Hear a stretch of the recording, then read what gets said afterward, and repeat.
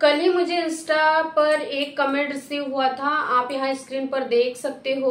उन्होंने मुझसे ये सवाल किया था कि मैम मुझे अनफॉर्चुनेटली प्रेगनेंसी कंसीव हो गई, मैंने बेबी के लिए ट्राई नहीं किया था, बट हमने अनप्रोटेक्टेड रिलेशन बनाया था, मुझे प्रेगनेंसी हो गई लेकिन मुझे कोई सिम्टम्स ही दिखाई नहीं दिए। और जब मैंने बेबी प्लानिंग ही नहीं की थी तो मुझे ऐसे लगा कि हो सकता है कि मेरे पीरियड इसीलिए भी मिस हो सकते हैं, क्योंकि कई बार मेरे पीरियड्स की जो यानी कि साइकिल है वो थोड़ी सी इनरेगुलर थी, कभी 8 दिन कभी 10 दिन ऐसे ऊपर हो जाते थे मेरे पीरियड के।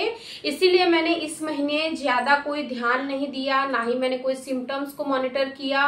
लेकिन अचानक से 10 से 12 दिन बाद यानी कि मेरे पीरियड मिस होने के 10 से 12 दिन बाद मुझे पेट में बहुत ही तेजी से दर्द हुआ। और जब हम डॉक्टर से मिले, डॉक्टर ने एक अल्ट्रासाउंड करने के लिए कहा, क्योंकि मेरा पेट बहुत ही तेजी से दर्द हो रहा था। और जब हमने अल्ट्रासाउंड किया तो उसमें देखा कि मुझे एक्टोपिक प्रेगनेंसी हुई थी, और एक्टोपिक प्रेगनेंसी के वजह से मेरी जो ट्यूब है वो ब्लास्ट हो गई, क्योंकि उसमें जो बच्चा था वो ग्रो होने लगा था। जब बच्चे को सही से स्पेस नहीं मिला तो वो वहीं ब्लास्ट हो गया, जिसकी वजह से कि मेरी ट्यूब ब्लास्ट हो गई, ट्यूब फट गई। और फिर मेरा ऑपरेशन हुआ ट्यूब का, और एक ट्यूब बाहर निकाल दी गई। तो मैम ऐसे में अब मुझे आगे क्या करना चाहिए, मुझे बेबी होगा या नहीं होगा, और होगा तो वो कैसे होगा, क्या एक सिंगल ट्यूब में भी प्रेगनेंसी कंसीव हो सकती है?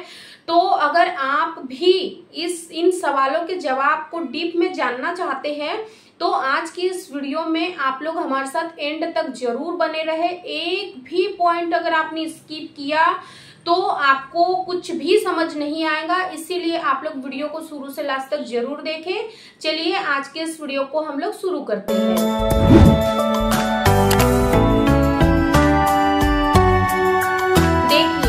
सवाल ये भी था कि मैम आखिर मुझे एक्टोपिक प्रेगनेंसी क्यों हो गई, आखिर एक्टोपिक प्रेगनेंसी होने के पीछे क्या कारण है? तो देखिए डियर, कई बार ऐसा होता है कि प्रेगनेंसी कंसीव जब महिलाओं को होती है तो जब एक फर्टिलाइज्ड होता है तो वो आपकी फैलोपियन ट्यूब में ही होता है। जब फैलोपियन ट्यूब में फर्टिलाइजेशन की प्रोसेस होती है तो फर्टिलाइज्ड एग में बहुत सारी प्रक्रिया होती है, लाइक दिस जायगोट बनता है, सेल डिवीजन होता है, ब्लास्टोसिस्ट होता है, मारुला बनता है, यानी कि जो भी एक बच्चे बनने की प्रक्रिया है वो आपकी ट्यूब में ही होती है।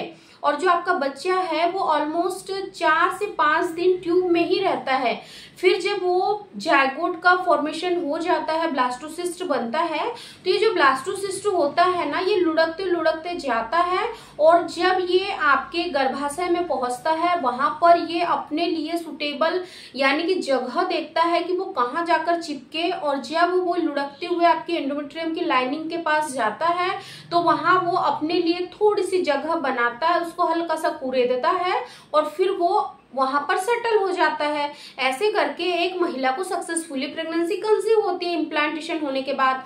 लेकिन एक्टोपिक प्रेगनेंसी में क्या होता है कि जो यानी कि फर्टिलाइज्ड एग है वो 7 से 8 दिन तो आपके फैलोपियन ट्यूब में रहा, लेकिन वो आगे लुढ़कते हुए आपके एंडोमेट्रियम की लाइनिंग में जाकर नहीं चिपका, और वो वहीं पर ग्रो होने लगा। क्योंकि जब तक वो एंडोमेट्रियम की लाइनिंग में नहीं चिपकेगा तो आगे आपकी प्रेगनेंसी कंटिन्यू नहीं होगी। वो फैलोपियन ट्यूब में जो एम्ब्रियो था वो वहीं पर आपकी ट्यूब में ही ग्रो होने लगा, और जब ट्यूब में ग्रो होने लगा उसको वहां स्पेस नहीं मिला, कुछ समय आपको प्रेगनेंसी के निकल गए, यानी कि एक महीना ऑलमोस्ट, या फिर 1.5 महीना, 1.5 से 2 महीना आपको निकल गए, और फिर जो बच्चा है वो वहीं पर ट्यूब में ही ब्लास्ट हो गया, एम्ब्रियो वहीं ब्लास्ट हो गया, जिस वजह से कि आपकी ट्यूब खराब हो गई।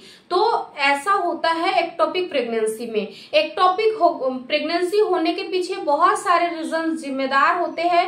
कई बार महिलाओं की एज भी डिपेंड करती है, कई बार महिलाओं के यानी कि फैमिली हिस्ट्री भी रही होती है कि अगर उनकी फैमिली में किसी को एक्टोपिक प्रेगनेंसी हुई है तो भी हो सकती है, या फिर कुछ महिलाएं बहुत बहुत ही ज्यादा अल्कोहल वगैरह का इस्तेमाल करती है या फिर स्मोकिंग वगैरह करती है, तो इस तरीके से भी उन महिलाओं को एक्टोपिक प्रेगनेंसी हो सकती है।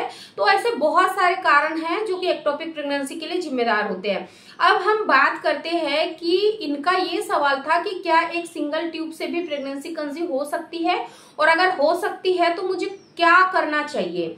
तो देखिए डियर, सबसे पहले तो अगर आपकी प्रेगनेंसी यानी कि जो एक्टोपिक प्रेगनेंसी हुई थी उसके 1 से 2 महीने या फिर 3 महीने तक आपको बेबी के लिए बिल्कुल भी ट्राई नहीं करना है। आपको सबसे पहले 3 महीने अपनी बॉडी को रिकवर करना है, क्योंकि अब आपके पास एक ही ट्यूब है, इसीलिए आपको अपने शरीर पर ज्यादा से ज्यादा ध्यान देना है।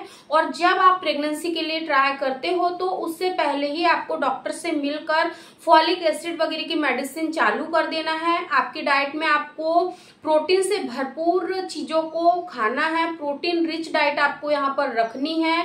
और अब आपको किस तरीके से संबंध में रहना है जिससे कि आपको प्रेगनेंसी हो जाएंगी। देखिए, अगर आपकी रेगुलर साइकिल है, रेगुलर साइकिल यानी कि आपकी 28 से 30 दिन की अगर साइकिल है, तो आपको ये तो पता होगा कि आपका ओव्यूलेशन कब होगा। तो आपको अपने ओव्यूलेशन को प्रिडिक्ट करना है और ओव्यूलेशन के दिनों में आपको एक दिन छोड़कर एक दिन या फिर आप रेगुलर भी रिलेशन बना सकते हो। अब आपको ध्यान रखना है, बहुत ध्यान से समझिए। अगर आपको तो पता है कि आपको जो प्रेगनेंसी हुई थी एक्टोपिक प्रेगनेंसी वो किस साइड हुई थी, यानी कि राइट साइड हुई या लेफ्ट साइड हुई, आपको ये पता है कि अगर आपकी राइट साइड की ट्यूब रिमूव हो गई है तो केवल आपके पास लेफ्ट साइड की ही ट्यूब है। तो अब आपको क्या करना है, जैसे कि नॉर्मली क्या होता है कि 2 फैलोपियन ट्यूब होती है, 2 ओवरी होती है, तो 1 महीने एक वो ओवरी अंडा बनाती है और जिस साइड की ओवरी अंडा बनाती है उसी साइड की फैलोपियन ट्यूब उस एग को कैच करती है, ठीक है। और 1 महीने एक फैलोपियन ट्यूब एक ओवरी काम करती है, दूसरे महीने दूसरी फैलोपियन ट्यूब दूसरी ओवरी काम करती है।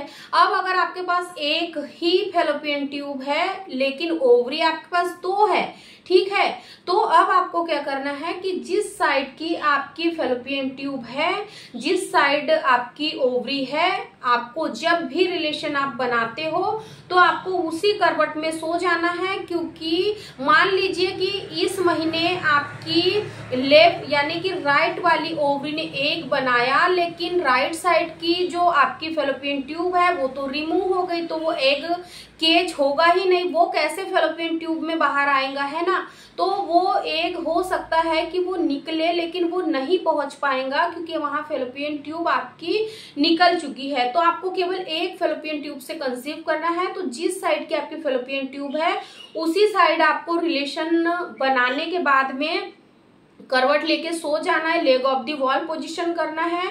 और हो सकता है कि मे बी आपको 2 से 3 महीने 4 महीने बेबी कंसीव करने के लिए लग सकते हैं, लेकिन आपको प्रेगनेंसी कंसीव हो जाएंगी, क्योंकि बहुत सारी महिलाओं की सिंगल एक ट्यूब होती है, उससे भी महिलाएं प्रेगनेंसी कंसीव कर लेती है।